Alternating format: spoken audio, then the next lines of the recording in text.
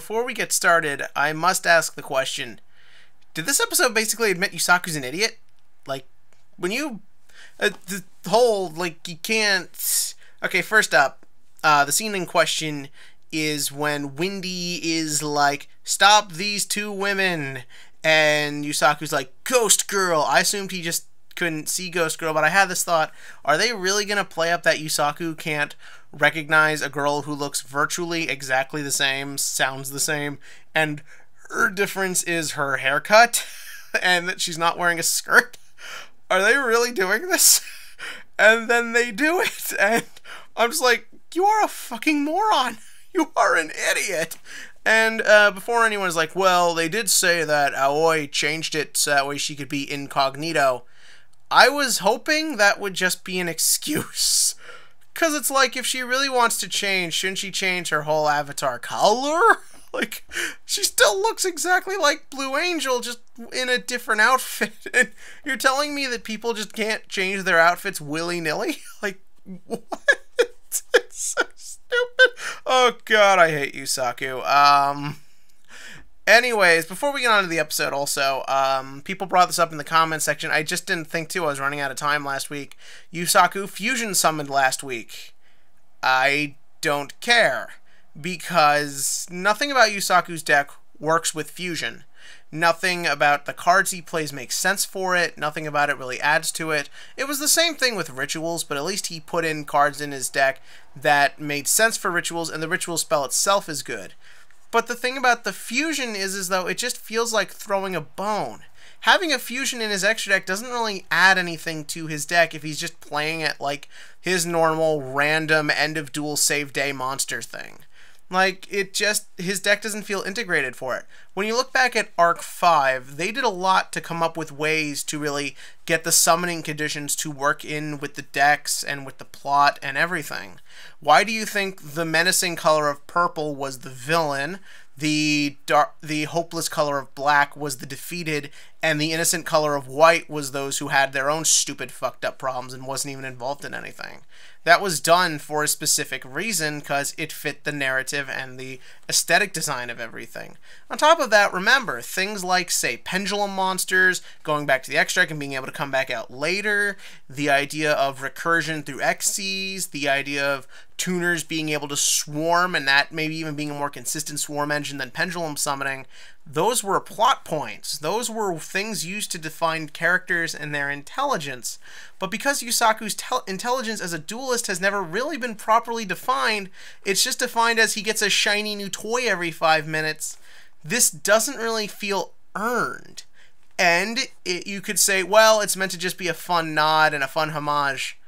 With a guy whose deck has little to no actual consistency and his dueling style seems subpar when compared to side characters in his own show, I think we really aren't in a spot where we can get cute nods. The Cyberse Ritual and the girl Link looking, sort of having the Dark Magician girl thing, that's cute because they're functional, but they also are a nice nod. This doesn't have that. That's why I was sort of hoping everyone else would get a new summoning condition, like Goki with Fusion, Trickstar with Synchro, I don't know, Ultrageist with Xyz, who cares?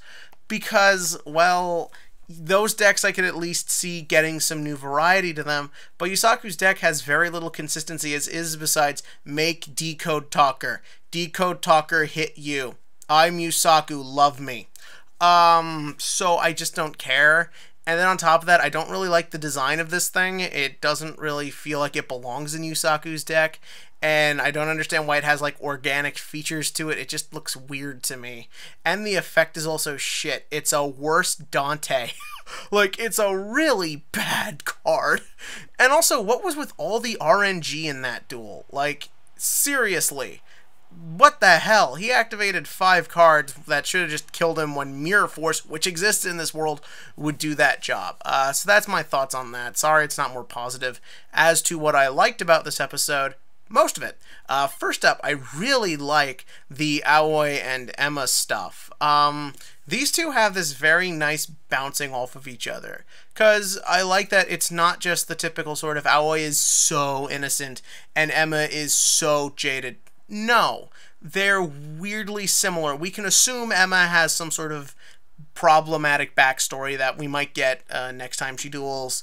We know a lot about Aoi. We know that these are two people who have seen some shit, and they're sort of being brought together, but they both bring very different things to the table. Aoi has a moral compass. She has a strong sense of right and wrong. She has a sense of purpose, where Emma's just in it for herself. She doesn't really care what happens. So when they find those two researchers, and Emma's like, let the fuckers die, I genuinely believe it, because that feels like something she would do. She's not like Yusaku, who just has forced scenes of moral high ground just so that way they can keep people watching. They've allowed Emma to seem kind of like a scoundrel, and that's what I kind of liked about that bit. I also like that on the opposite end, you have Aoi, who doesn't hesitate at all to do the right thing, and she even says, I've been through stuff. I like that idea that the things that have happened in Aoi's life influence who she is today. And that has, for the most part, been consistent, and that has been correct. And it really showed itself in that scene where two very different personalities came to this sort of interesting understanding of each other. They're doing that. Emma isn't so far gone that she can't do the right thing when given incentive, or sort of had her heartstrings tugged out a little bit, but also that sense that Aoi can be forceful. She can take the lead. That shows how she's grown, how what she's gone through has influenced her. And it's a great scene. It's the same thing with the costume change, and why ultimately I just wanted the costume change to be its symbolicness, because it's just about her personal growth. She's had an arc. She's grown as a person, something our protagonist has not done, and yeah, it's a problem here. But I like that it happened with somebody, or at least I thought it did. We'll get to that in a minute. Next, we have the introduction of Windy, and I liked this scene. I liked immediately that at first it seemed like Windy was going to be like sort of a one-line spewing comic relief, but no, he's actually kind of disturbingly different. I like that when they get to that castle, it's sort of this quiet scene as they're just kind of trying to understand what's going on here. I like that it sort of also shows the power of even just one of these guys. Because remember, it took 6 of them to make Cyber's world, but he was able to make this very intricate, detailed world on his own, and even give himself his own weird manservant. And the thing when you think about that is, does this mean the Ignises are getting more powerful?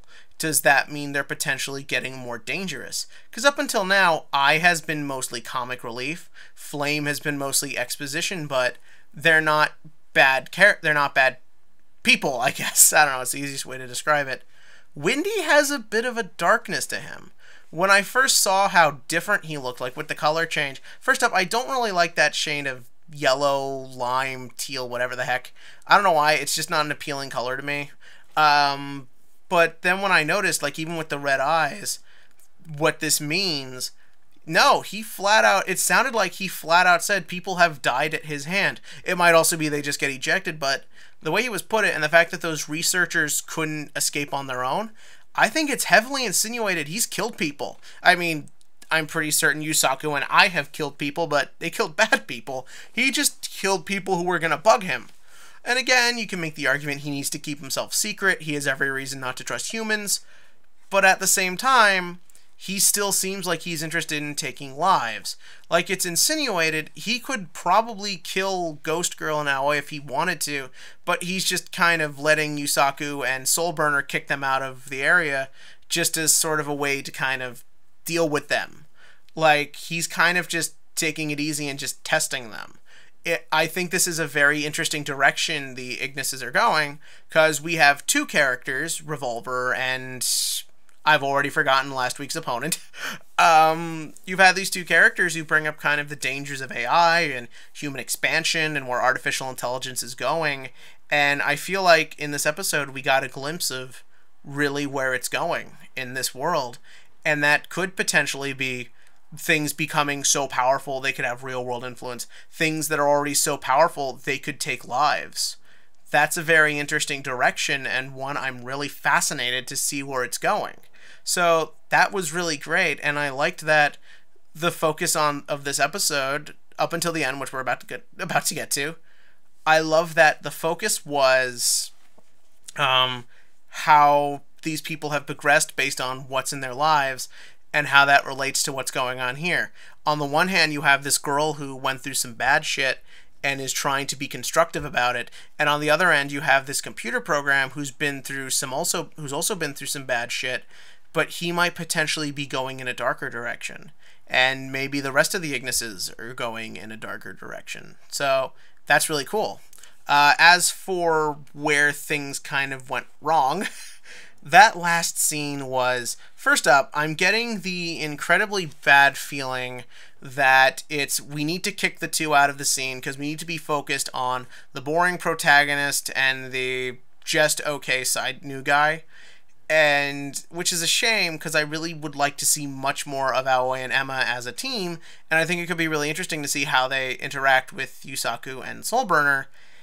But I'm afraid it's just like, we got to kick out the rest of the characters, and I'm afraid that this duel between Soulburner and Aoi is essentially just going to be A, show off new Trickstar support, and also B, it's just going to be, look how cool Soulburner is. He's now officially going to be taking out two of these characters you've actually come to like and care about. So now we assume that means you're going to care about him, because we kind of like pandering to 12-year-olds with this Yu-Gi-Oh!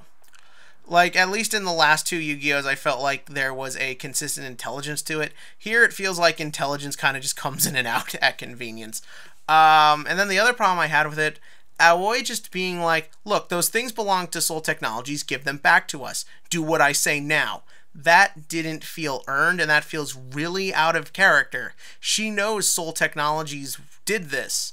Like, she knows Soul Technologies was involved in the Lost incident because she was there when Akira said all that, like, many, many moons ago, back when I had more faith in this show. Why is she then like, just give them to us and we'll beat you in a duel for them? Like, that scene where she's like, what, they won't accept our help, this is what they get. That didn't feel earned. We established that Aoi is now a more caring person, she's a more heroic person. We didn't establish she'd be more cutthroat. If they wanted to do that, that would be fine, but then you needed to dedicate time to that. This just came out of nowhere, and it feels very out of character, and it feels just very out of the logic of the universe.